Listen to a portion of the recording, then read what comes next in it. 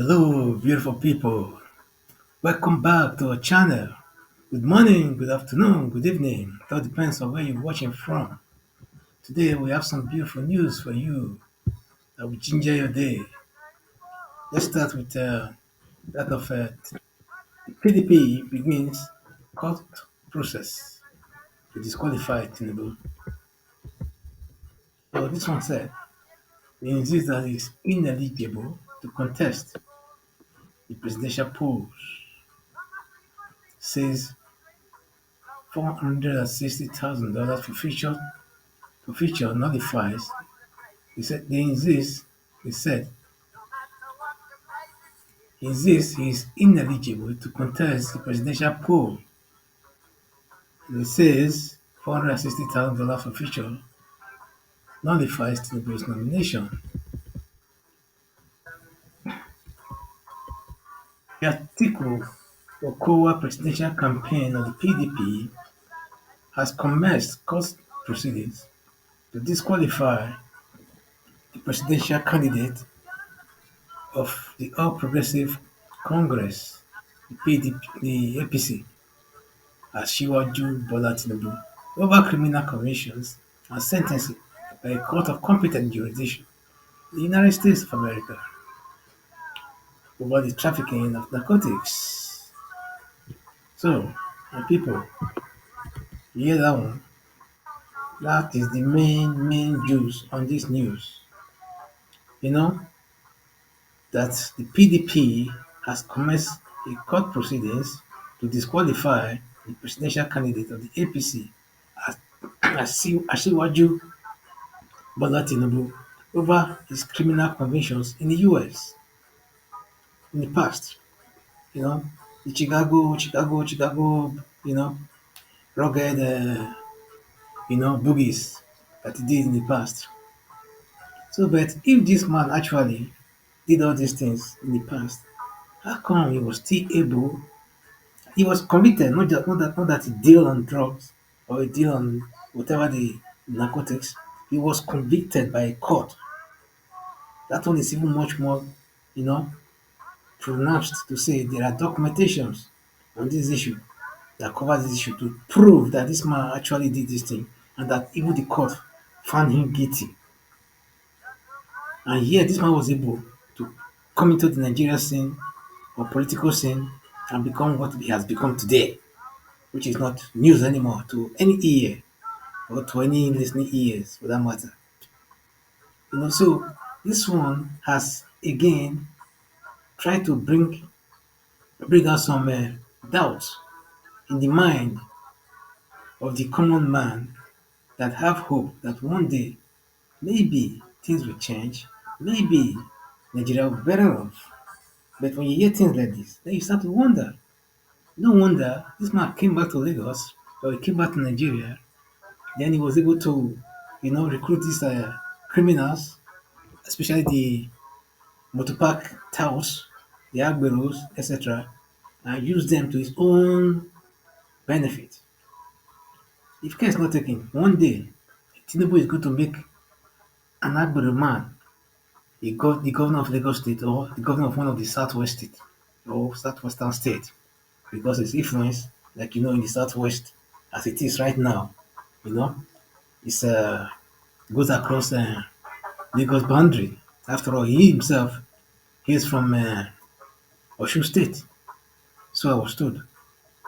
So if he is from Osun State and he has lived in Lagos all this while, now he's a Lagos boy, then definitely he have influence in his home, in his home state. So just imagine such a man now wants to rule the country called Nigeria as a whole. Then if this man rule Nigeria, then which means all the Agberos that were littering all over, you know, all the other West African countries and stuff, they will all cross over, you know. Come have a beautiful Owambe, party, groovy. So, but you see, the problem is that this man maybe would have been the very best thing that Nigeria would have just need at his own time. But now, as it is, with age on his side, we cannot tell for sure. And now again, with all this whole, criminal records hanging on his head, we can't even tell what is going to happen. What about it? This man become Nigeria president, and we have to send this man somewhere to go and represent Nigeria. Or he goes to the UN there, or he go to somewhere and stuff. Then even the Chicago, for example, you know how America operates sometimes. You know, some states can be so powerful. You know, even more than the federal sometimes, because the laws there are very very grounded. To a certain extent. Unlike Nigeria, where the state laws sometimes are overridden by the center. In America, it's not like that. So if one day Tinubu by chance or by mistake go into that jurisdiction or visit that jurisdiction without knowing that that jurisdiction is working with Chicago, for example, then all of a sudden there's some plainclothes policemen will just show up. As a Nigerian president, I'm talking because this might have hope. You have a big chance of becoming a Nigeria president, as you can see. Because in Nigeria, there's never any election. It all depends on who and which button you press. If you press the right button, who knows? You may become the president. So what I'm saying is that if this man become the president and maybe one day he can't go a place like that where the jurisdiction is extended to without him knowing that Chicago, you know, and those area of the US have some common what have contract some signatories to whatever that you can send a criminal or an ex-criminal you know who is wanted across the border to their state where he's wanted. So if that thing should happen, you'll be surprised one day this man will just travel one day, then he will say it's maybe in a neighboring place that is not actually Chicago, but the next thing you hear that the Nigerian president has been arrested. So you people should think about this. I want everyone to digest it and really see this thing for what it is. I'm not saying Tinubu should not contest. I'm not saying he should not become the president. I'm just saying this is what might happen. This is my own point of view. My own point of view. It's my point of view, brothers and sisters. People, fellow Nigerians, think and think. So that is what is happening right now. So Atiku and his people has taken an advantage of that predicament that he once had. So now, who knows what's going to happen next? Because just yesterday here, we were reading that somebody from the from APC was asking the court, was it Kayama or so, was asking the court, or somebody else, was asking the court, to disqualify Atiku. So this time around, it's the other way around. So who knows? So I don't know what these people are really up to. Because the plan that they really have for that country is something that we can't just say. But they know that that plan will not succeed because that plan is evil. So as it is right now, we don't know. Maybe the court will answer to the APC court to disqualify Atiku, and at the same time, another court will disqualify Tinubu. So, but if it happens like that, then what do you? anything, anything is possible, brothers and sisters. So, used to be funny to me, but you know, let's hope that at the end of the day, we get the best man, to do this job. So let them be fighting themselves. So at the end of the day, God have a way. You got to make a way for his people, so that his candidates will emerge. Not all these corrupt bunch of non-entities, that call themselves politicians, who has said the common word to the people and betrayed the people over and over again. God should not allow those people. those sort of people or bunch of people to ever get to that seat of power. Never again in Nigeria. Never. So, ladies and gentlemen, that was that for for that headline. So, another one is how Obi was attacked after Katsina rally campaign. Can you imagine? It's not. I don't know why the things like this always happen sometimes. I know we cannot just generalize and say it's only happening in the north. But I can I can tell you vividly that I mean it looks like that. Because I remember when even Jonathan, as the city president, went to the north to campaign, almost the same thing happened to him when they attacked his vehicles and his fleet of vehicles, etc., etc. You know, these things are very easy to do. Or I mean to sponsor by some faceless individuals, maybe for by some fanatics who just hate, you know, others who are coming from other part of the country, or they just hate the person just hate the opposition, as I would call it, because maybe they are campaigning or fight I mean or having their own candidate that they wish will win. Doesn't mean that they don't have some candidates who are for Labour, within that same Katsina state. It just means that somehow they always do this thing. I mean, this is dangerous. Just imagine, I think we went to Delta and Bayelsa. Just assume, that imagine if he was so attacked, if he was so attacked in the south. By now you would have been hearing all sorts of threatening and things like that, batting throwing and things, or maybe even killing. You understand? So, but this thing always happen to Southerners, and the Southerners always keep calm.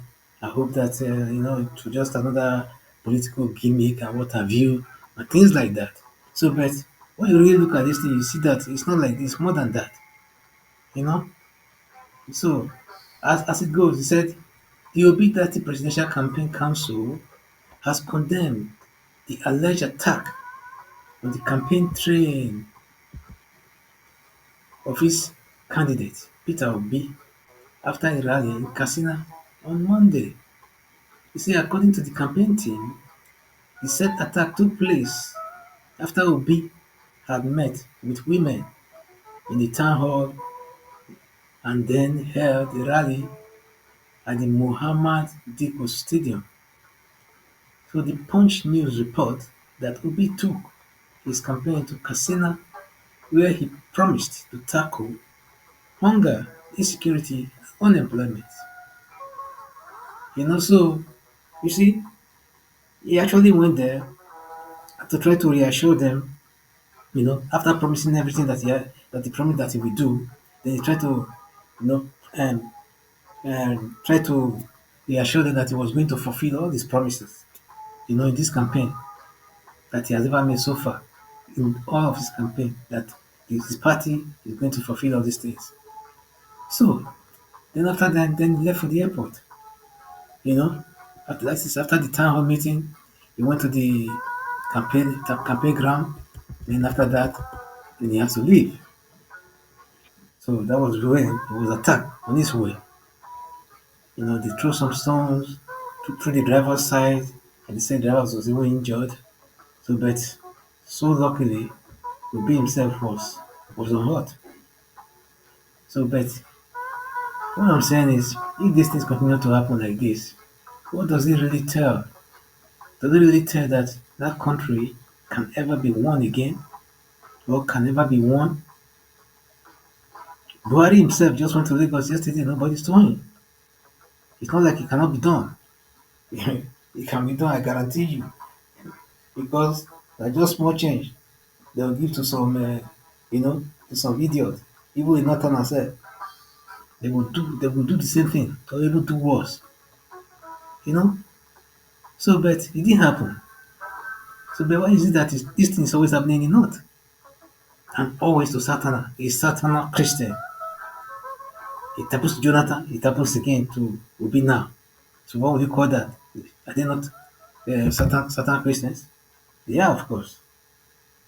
So, and Jonathan as a sitting president when it happens to him, you know. So, ladies and gentlemen, I just hope that this thing will not degenerate into something else, whether now or in the near future. My own preaching will be that we should learn, at least if we have to be, remember, one entity as a country, then we must learn to live together. If not, let's live apart and have our peace. And then live the way they want, they want to live their own lives, and let us live the way we want to live our own lives. So if you have to divide the country into whatever partition, and everybody agree to it, why not? So be it.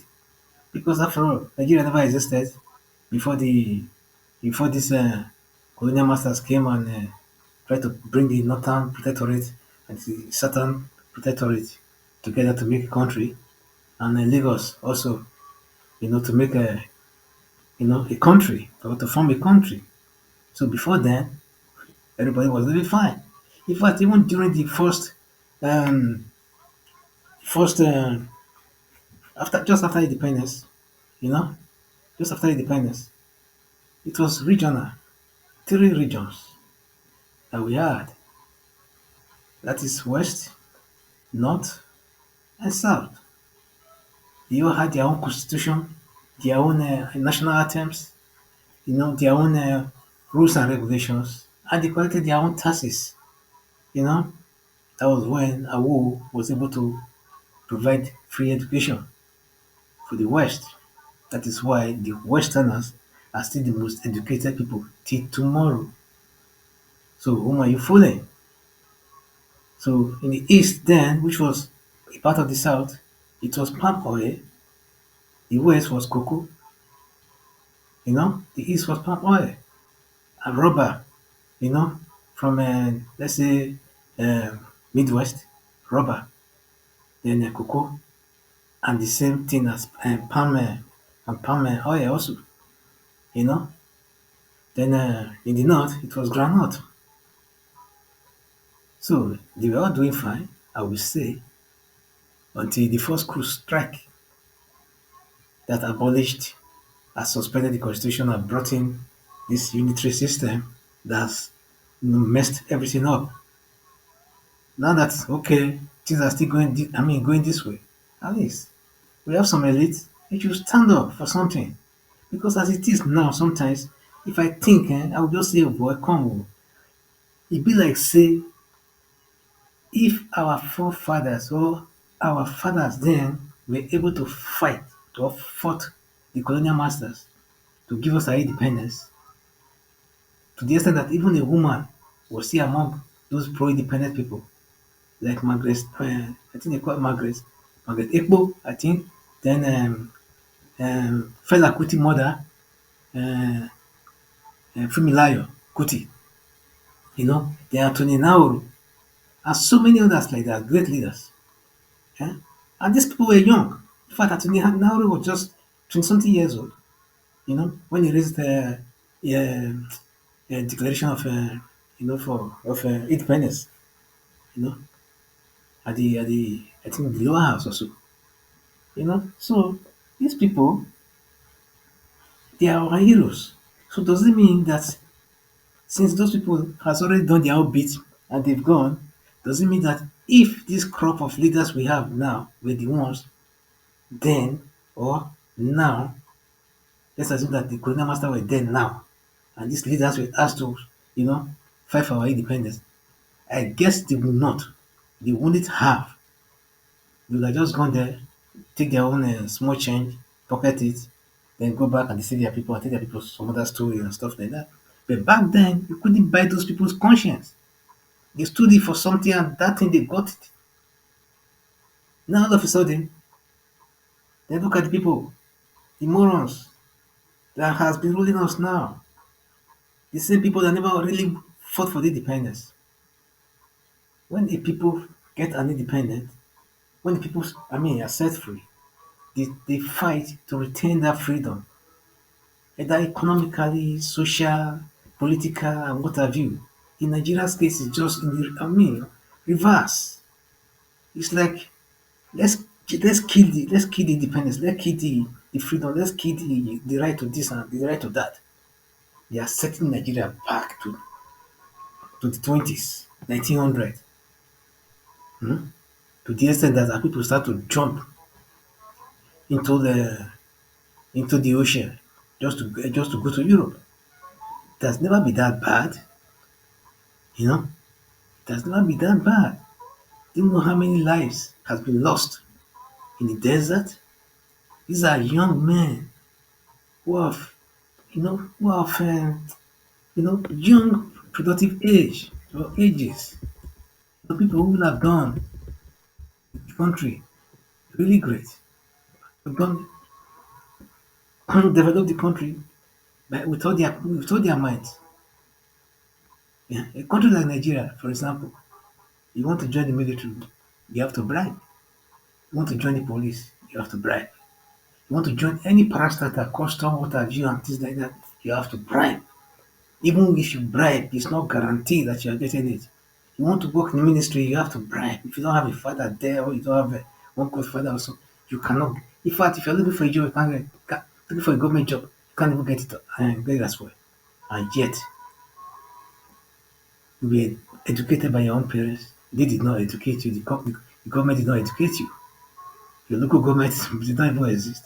They just exist on the paper. You know? So I think it's time we really stand up for ourselves and do the right thing this time around in this coming election. So our third news is northern groups displaying ignorance, cluelessness for objecting Nnamdi Kanu's release. He has no case to answer. Hmm? That was IPOB Media and Publicity Secretary Ima Powerful speaking on Tuesday. He said that though the Northern Group is made up of people who are well informed, they have chosen to display ignorance and cluelessness regarding the law. The indigenous people of Biafra (IPOB) has berated the Northern Group under the umbrella of the Coalition of Northern Groups (CNG) for attacking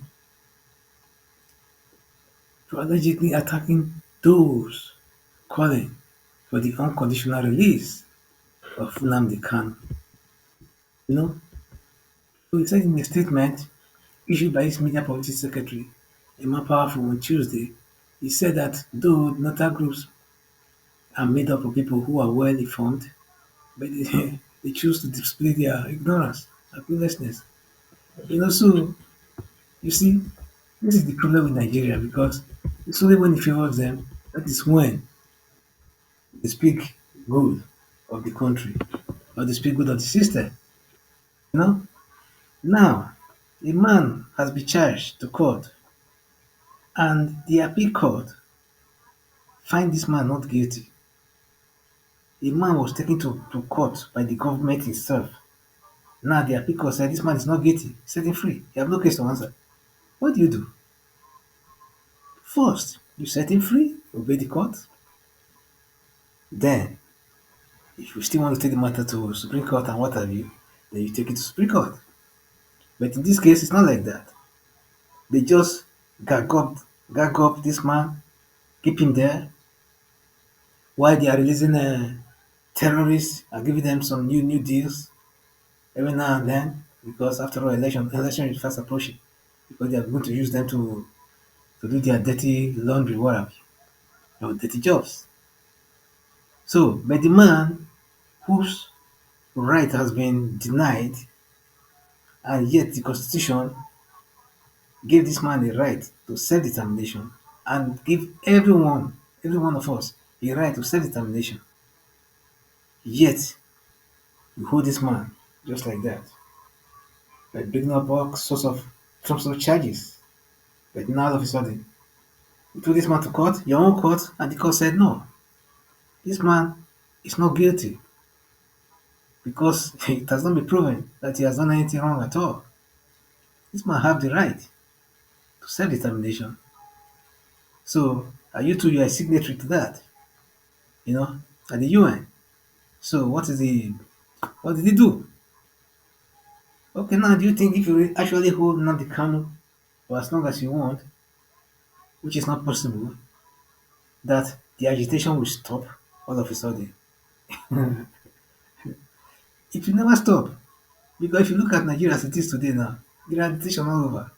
Not only by the IPOB, not only by Yoruba Nation, and not only by even the northern, you have about three or four other groups in the north, of course, you know, who are also asking for their own, for their own nation to be created for them.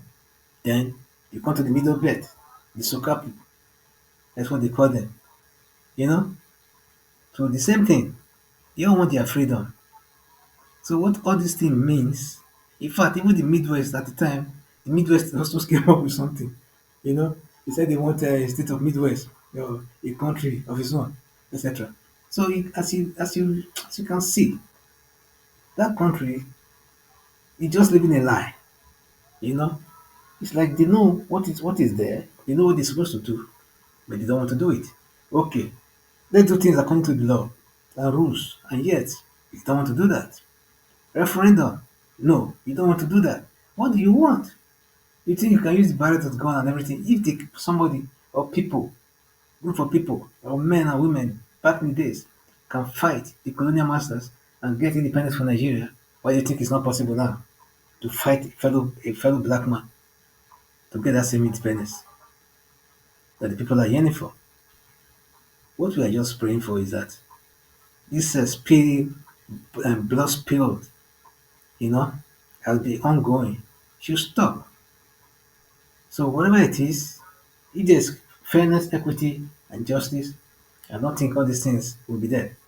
So but before then, let's come to the table and talk how we want to be governed as a people. If we have to change the constitution, so be it. Let's change it. After all, the one that we have so far has never done anything good for anyone. So that is it, my people.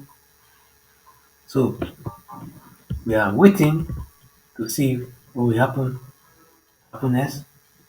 So we just hope that now the Kanu is released because it was a few days ago Soludo was also saying something, the governor Soludo of Anambra State, that although a lot of people said that he was doing it for some political, what have you, I don't know what that is about.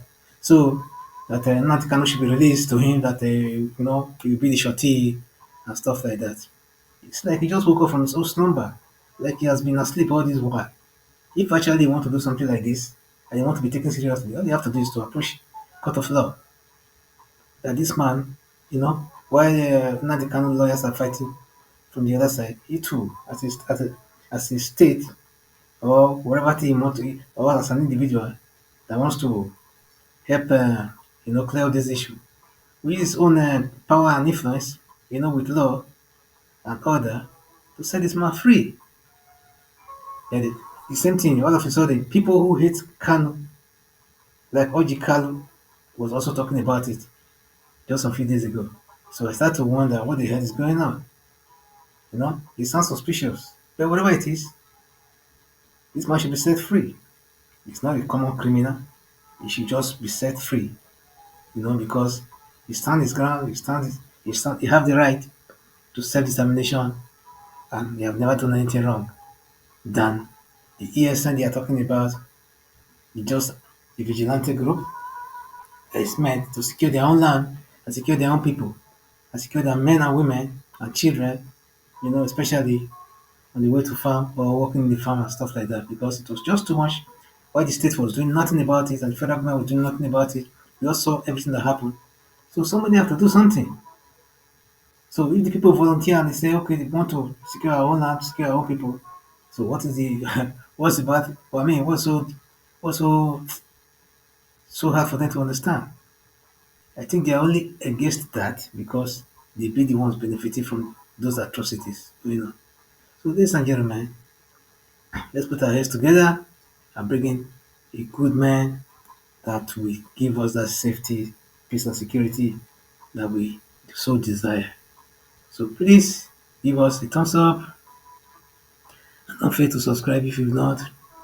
And stay blessed. I'll see you